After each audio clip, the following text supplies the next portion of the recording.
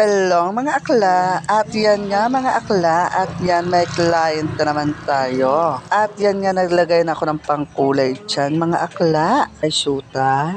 At yung mga akla, kinulayan ko mula roots hanggang baba at pinigdilig-diligan ko para hindi magdry ang buhok ni madam. At pagkatapos na yan, binalawan ko na nga dyan si madam. At hindi lang isang customer namin, kundi dalawa. At yan nga, 3-in-1 na ang ginamit kong pang-ribbon dyan, mga akla. Hindi ko na pinakita kung paano. At yan nga, at nalawan ko na si madam.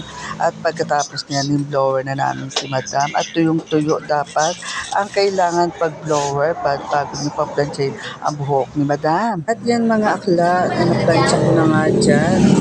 Hindi ko na pinakita ang lahat kung paano ako mag-plancha dahil may kanya-kanya naman tayo kung paano technique natin sa bawat client.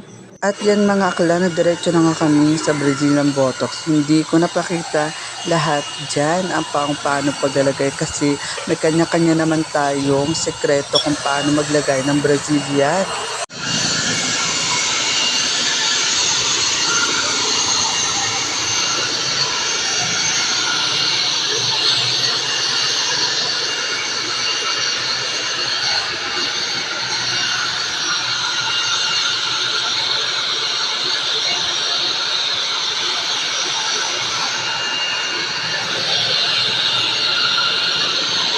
At ito na nga ang buhok ni madam pagkatapos namin ni-blower kasi kailangan tuyong-tuyo para makita natin ang resulta ng buhok ni madam.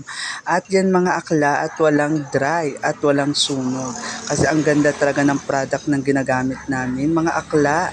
Ang buhok ni madam ay galing sa bleach at with highlights pa mga akla. At yan mga akla, so pinagplansya na nga ako dyan. Hindi ko na nga pinakita kasi may kanya-kanya rin naman tayong mga sekreto mga akla. Nyo bang gumanda ang buhok nyo o maging commercial ng buhok nyo? Ngunit karamihan, isa lang binibigyan ng biyaya mga akla. Hairdresser ka o beautician ka, may kanya-kanya naman tayong sekreto kung paano pagandahin ang buhok ng mga kliyente. At yan na shine na bounce pa and straight na hair ni madam.